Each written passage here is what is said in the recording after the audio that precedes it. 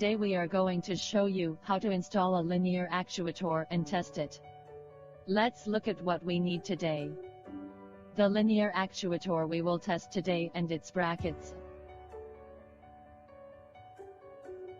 A 12-volt battery as power supply. A controller. And its wireless remote.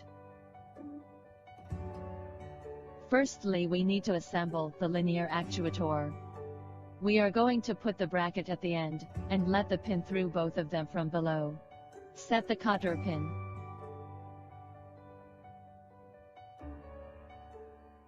And we do the same thing to the other side.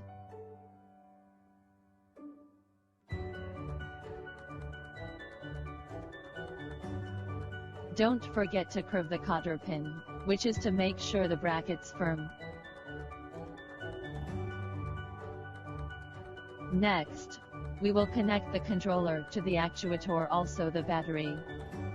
Connect two wires to the controller first.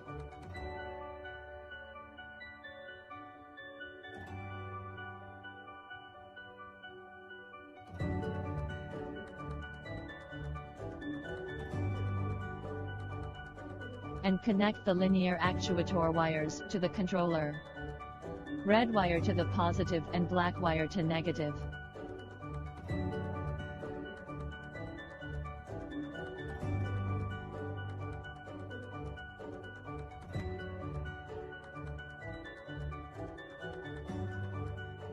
And then we connect them to the battery. Now we are going to test it. Press the up button of the remote and you can see it's moving perfectly.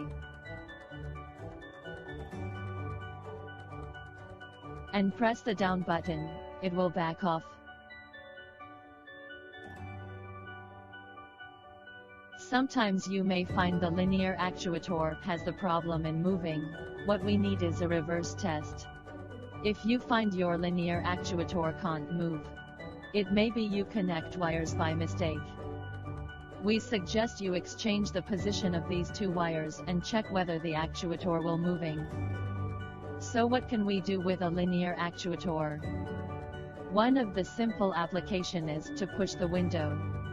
It may move a little slow but looks very cool.